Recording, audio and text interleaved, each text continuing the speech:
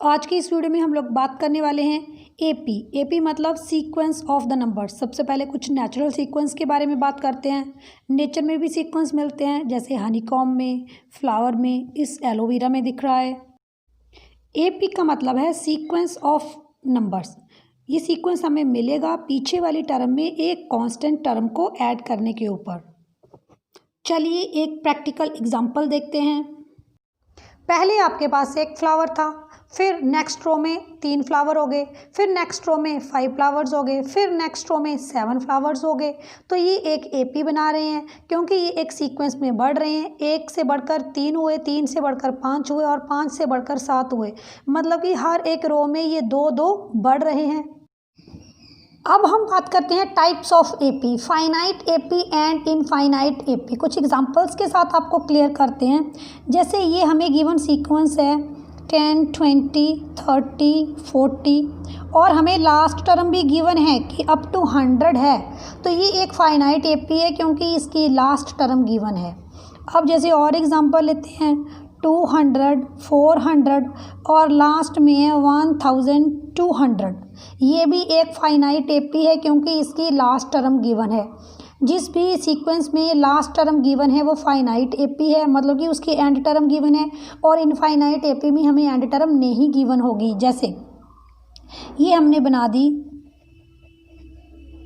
और last term हमें नहीं मालूम है। ये कंटिन्यूस डॉट डॉट डॉट मतलब ये चलता जा रहा है। एक और बना देते हैं। यहाँ पर आ गई हमारे पास 1000, 2000 और इसी तरह से ये चलती जा रही है। इसकी लास्ट टर्म हमें नहीं मालूम है। तो अगर हमें लास्ट टर्म गिवन है तो इट इज़ फाइनाइट एपी, और अगर हमें लास्ट टर्म नहीं गिवन है तो इट इज़ इनफाइनाइट एपी।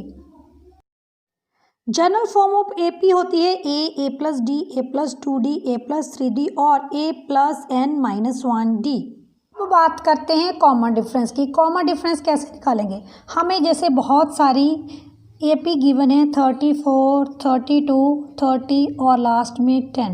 हमें इसका कॉमन डिफरेंस निकालना है। सबसे पहले तो हमें टर्म्स पता होनी चाहिए। ये हमारी फर्स्ट टर्म है T1, ये हमारी सेकंड टर्म है T2, ये हमारी थर्ड टर्म है T3 और ये हमारी लास्ट टर्म है। इसको आप Tn से डिनोट करेंगे।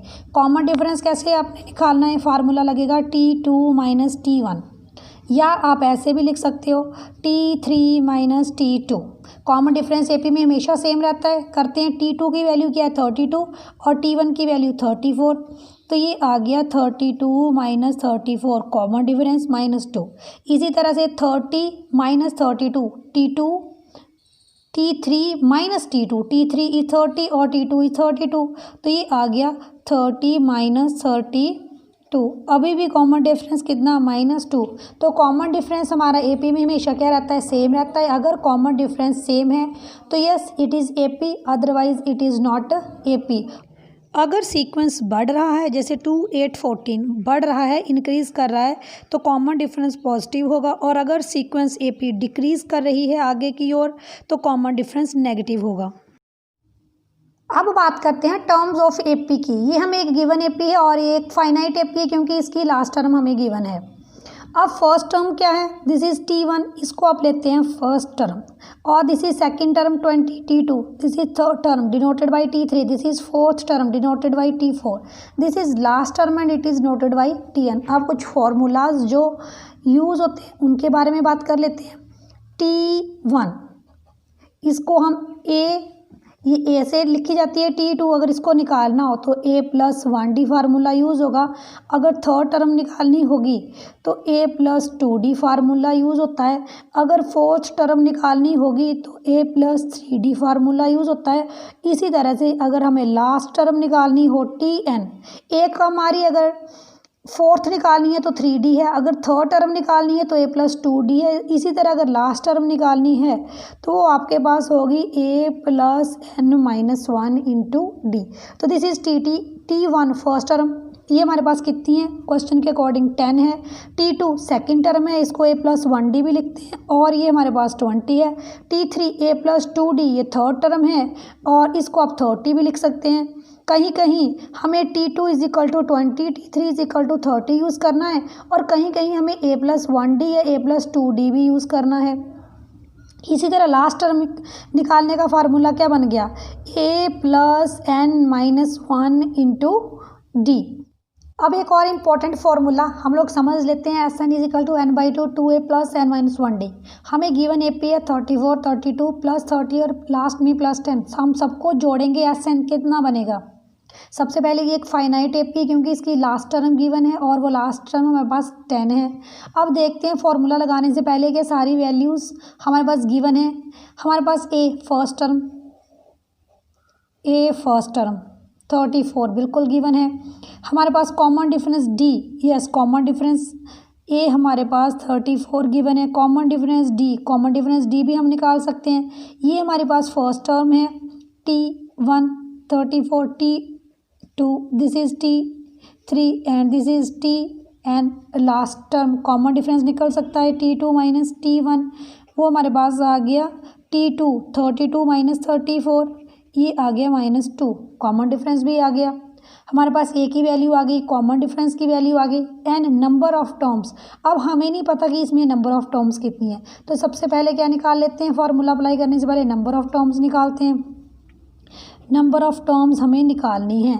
नंबर ऑफ टर्म्स निकालने के लिए हम क्या फार्मूला यूज़ करेंगे, Tn is equal to A plus N minus one D. इस फार्मूला से निकल सकती है number of terms. Tn is the last term and this is 10, A is the first term, this is here 34। Number of terms आपको निकालनी है, ऐसे ही रखें।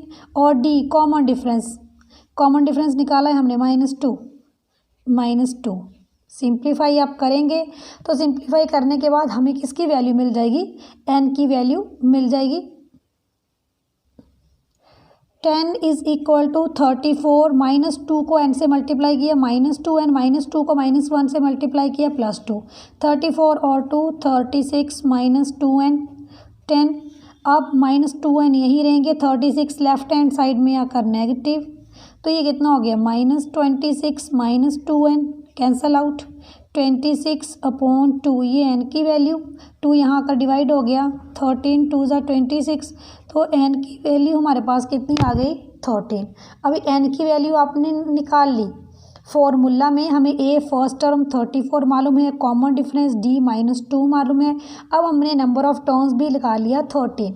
तो जब हमने नंबर ऑफ टर्म्स भी निकाल ली, अब हम लगा देते हैं फार्मूला में, S N is equal to n by two A plus N minus one into D. अब करते हैं कैलकुलेशन। नंबर ऑफ टर्म्स आपने कितनी निकाली 13, कौन से फॉर्मूला से निकाली, इस फॉर्मूला से नंबर ऑफ टर्म्स निकल सकती हैं।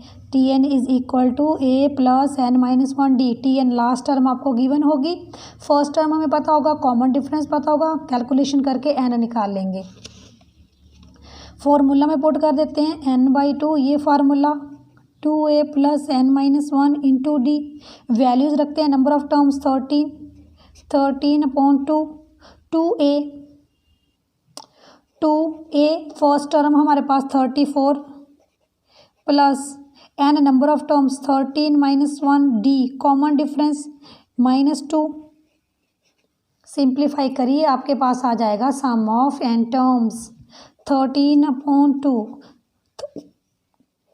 68 मल्टीप्लाई करके 13 में से 12 और -2 -24 68 और ये हमारे पास 13/2।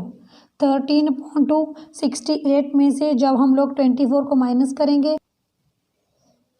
44 और सिंप्लीफाई कर लेते हैं, ब्रैकेट ओपन करके 44 68 में से 24 माइनस किया, सिंप्लीफाई 2 1 2 2 2 2 2 तो बचे 13 और 22। 13 और 22 को आप मल्टीप्लाई करेंगे तो ये आएगा 286। तो हमने अभी क्या निकाल दिया, सम ऑफ एन टर्म्स 286। वीडियो कैसे लगा मुझे कमेंट सेक्शन में ज़रूर बताएं। वीडियो अच्छा लगा है तो प्लीज़ वीडियो को लाइक शेयर ज़रूर करें। Thanks for watching.